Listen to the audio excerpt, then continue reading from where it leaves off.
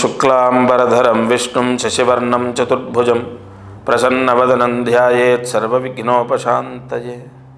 गं गणपतये नमः, दुं दुर्गायै नमः, द्रां दत्तात्रेयाय नमः। मारुति अनुग्रहं प्रारंभः नवंबर 20, 2025 ఈరోజు అమావాస్య, కార్తీక అమావాస్య. ఈ రోజున ముందుగా మీకు త్రికోణ భస్మ స్నానం చెప్పాను నేను. ఈరోజు త్రికోణ భస్మ స్నానం చేయండి, సర్వ పాపాలు హరిస్తాయి. నేను త్రికోణ భస్మ స్నానం చేసి కూర్చున్నాను. సర్వ పాపాలు హరిస్తాయి, సర్వ దోషాలు పోతాయి. ఆ శరీరానికి ఉన్న దోషాలు, పీడలు, గ్రహ దోషాలు అన్నీ పోతాయి. ఇవాళ తప్పకుండా త్రికోణ భస్మ స్నానం చేయండి. ఇంటిల్లి పాదిలి ఎవరికి వాళ్ళు చేయాలి.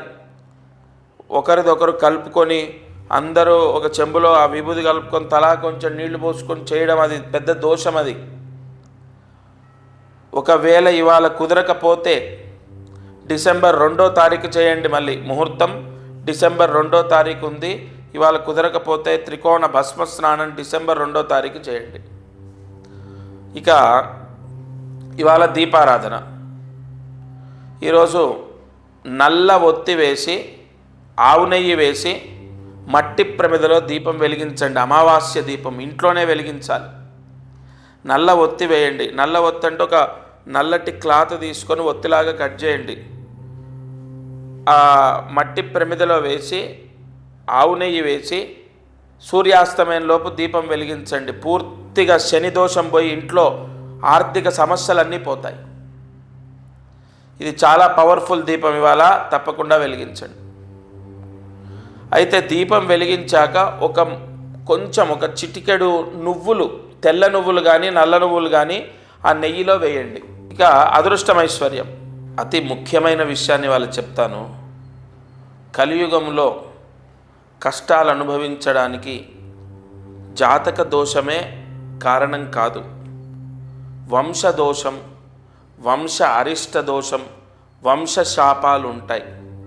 ఇది మీరు బాగా గమనించవలసిన విషయం. మామూలుగా జాతకపరమైన దోషాలు, కుజదోషం ఉందనుకోండి, పెళ్ళి అవ్వకుండా ఆపుతుంది. దానికి మనం కుజదోషానికి జపాలు చేయించుకోనో, కుజదోషానికి పూజలు చేయించుకుంటేనో పెళ్ళి అయిపోవాలి. కానీ ఎందుకు అవ్వట్లేదు? ఇప్పుడు కుజదోషము పోవడానికి శాస్త్రంలో కుజదోషం ఉంది. అది ఎలా పోతుందో కూడా శాస్త్రంలో క్లియర్గా చెప్పారు.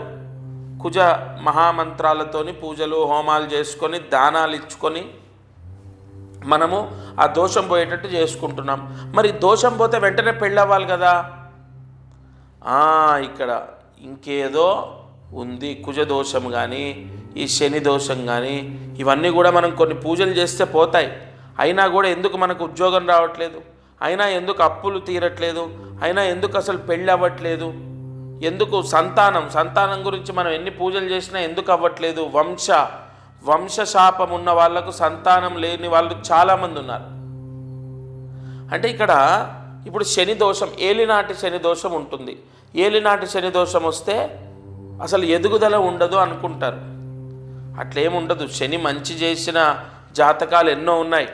ఇవాళ ముఖ్యమంత్రుల స్థానంలో కూర్చున్న ఎంతోమందికి శని యోగించాడు. శని యోగిస్తే అంతలా ఉంటుంది.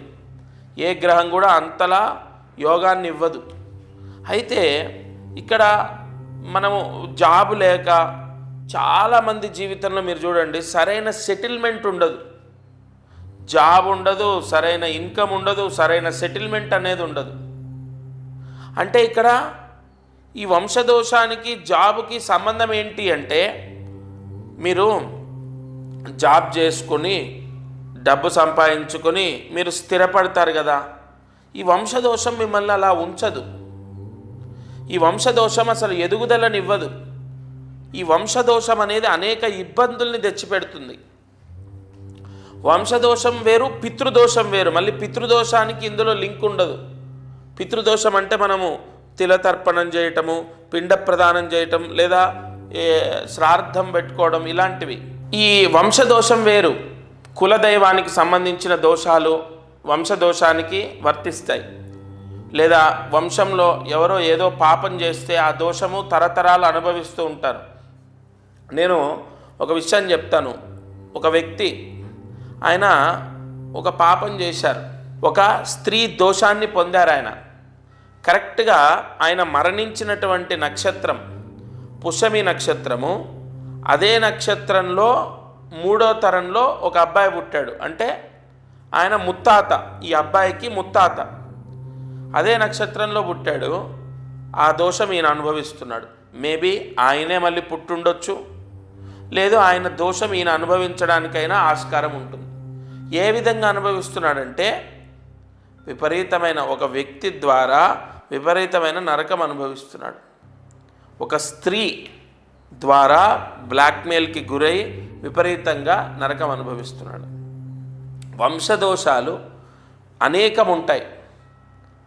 ఒక ఉదాహరణకు ఒక వ్యక్తి దగ్గర దౌర్జన్యంగా ఒక స్థలం తీసుకున్నారు. అతని ఏడుపు ఆ వంశానికి తాకింది. ఆ వంశంలో 3 తరాలు ఆ ఏడుపు అనేది అనుభవిస్తుంది. ఖచ్చితంగా 3 తరాలు ఆ ఏడుపు అనేది అనుభవించే అవకాశం ఉంది. అలా వంశదోషాల వల్ల మనకు ఉద్యోగాలు రాకపోవడం, సంతానం లేకపోవడం, వివాహం అవ్వకపోవడం, ముఖ్యంగా అసలు ఎక్కువగా ఆర్థిక సమస్యల్లో అప్పుల్లో ఉండడము, ఇవన్నీ జరుగుతాయి. వంశదోషం వల్ల ఎక్కడ ఎఫెక్ట్ వస్తుందంటే సంతానం ఉండదు, పెళ్ళిళ్ళు అవ్వవు, సరైన సంబంధాలు రాక వివాహాలు అవ్వవు, ఆర్థిక ఇబ్బందులు, అప్పులు, అలాగే అసలు జీవితంలో సెటిల్మెంట్ అనేది ఉండదు. కాబట్టి ముందు ఈ వంశదోషానికి పరిహారం. ఇప్పుడు వంశదోషము ఎలా వచ్చింది అన్నది 3 తరాల పేర్లు తీసుకొని నేను చెప్తాను. ముందు 3 తరాల పేర్లు అంటే తండ్రి, తాత, ముత్తాత. ఈ 3 తరాల పేర్లు తీసుకొని వంశదోషము ఎలా వచ్చింది, ఏ విధంగా వంశదోషం అనేది వచ్చింది. నాగశాస్త్రంలో మనకు నాడీ యోగంలో ఆరూఢ చక్రాలని బట్టి వంశదోషాన్ని మనం లెక్క వేసుకోవచ్చు. ఆ వంశదోషము అంటే మనకు పలానా రోజు పలానా అమ్మాయికి అన్యాయం జరిగింది, ఆ అమ్మాయి పేరు ఇది, అంత డీటెయిల్గా ఏం రాదు. అలా వస్తుందని నేను అబద్ధం చెప్పను. ఏది శాస్త్రంలో ఉంటే అదే మాట్లాడతాను. పలానా మీ తండ్రి గారు లేదా మీ తాతగారు ఈ దోషం వల్ల మీరిగో మీ వంశం ఈ ఇబ్బంది అనుభవిస్తుంది, లేదు కులదైవానికి మీరు సరిగా చేయాల్సిన ప్రక్రియ, చేయాల్సిన పూజలు నైవేద్యాలు మీరు చేయట్లేదు, అందుకు ఈ విధంగా మీరు ఇబ్బంది పడుతున్నారు, లేదు ఇగో ఇది అని వంశదోషానికి సంబంధించి అసలు ఏ విధంగా వంశదోషం వచ్చింది, అది ఏ తరం వాళ్ళు అనుభవిస్తున్నారు, వాళ్ళకు ఏ పరిహారం చేసుకుంటే ఆ దోషం పోతుంది. కొన్ని దోషాలు నేను పలానా ఒక క్షేత్రం అంటే మంత్రాలయానికి వెళ్ళి అక్కడ నదిలో మట్టి తీసుకొని ఆ మట్టిని తీసుకొని ఇంటికి వచ్చి అమావాస్య రోజు మృత్తికా స్నానం చేయండి, ఆ వంశదోషం పోతుందని చెప్పా. అలా ఉంటాయి రెమెడీస్. కొన్ని వంశదోషాలు కొన్ని పరిహారాలతో పోతాయి. కొన్ని వంశదోషాలు ఒక క్షేత్రంలో నిద్ర చేస్తే పోతాయి. కొన్ని వంశదోషాలు శివారాధన చేస్తే పోతాయి. అలా మీ జాతకాన్ని చూస్తాను. మీ జాతకంలో వంశదోషము ఉంది, అందుకే మీరు ఈ కష్టాలు అనుభవిస్తున్నారు అన్నది మనకు వస్తే ఆ దోషం పోయేటట్టు చేస్తాను. అప్పుడు వెంటనే మీ కష్టాలన్నీ తొలగిపోతాయి. ఆర్థిక పీడలు పోవటం, వివాహాలు అవ్వటం, ఉద్యోగం రావటం, సంతానం, ఇలా అన్ని శుభ ఫలితాలు సంభవిస్తాయి. ఈరోజు కార్యసిద్ధి మంత్రాన్ని జాగ్రత్తగా రాసుకోండి. ఓం క్లీం శ్రీం రామ్ రామాయ నమః. ఓం క్లీం శ్రీం రామ్ రామాయ నమః. ఓం క్లీం శ్రీం రామ్ రామాయ నమః. ఈ మంత్రాన్ని 8 సార్లు రాసి 108 మార్లు జపిస్తే భార్య భర్తల గొడవలు విముక్తవ్వడం, భర్త మారడం, తప్పకుండా భార్యాభర్తల మధ్యలో ఉన్న చికాకులన్నీ తొలగిపోవడం జరుగుతుంది. ఈరోజు రాత్రి పడుకునే లోపు ఈ మంత్ర జపాన్ని చేయండి. అయితే ప్రతిరోజు మనము మహామంత్రాన్ని ఈ ఛానల్ ద్వారా తీసుకుంటున్నాం. అలాగే దీపారాధన చేస్తున్నాం. అదృష్టం ఐశ్వర్యంలో ఎంతో ముఖ్యమైనటువంటి విషయాలను తెలుసుకుంటున్నాం. ఒకటి, మంత్రాన్ని ఒకరోజు మనం జపించలేదు, మరుసటి రోజు ఆ రోజు జపించలేదు, మరుసటి రోజు ఖచ్చితంగా మంత్రాన్ని ప్రతిరోజు చదువుకోండి. ఆ రాసిన మంత్రాలు పుస్తకాలన్నీ బీరువా పైన పెట్టినా బీరువాలో పెట్టినా చాలా మంచిది. అలాగే దీపారాధన ప్రత్యేకంగా నేను చెప్తాను. ఏ రోజు మట్టి దీపం వెలిగించాలి, ఏ రోజు ఏ దీపాన్ని వెలిగిస్తే మంచిది. ఈ ఛానల్లో ఎన్నో అద్భుతమైన విషయాలు మనకు స్కాంద పురాణం ద్వారా, లేదంటే వైవర్త పురాణం ద్వారా, నాగశాస్త్రం ద్వారా ఎన్నో విషయాలని చెక్ చేసుకొని ఛానల్లో మీకు తెలియపరుస్తాను.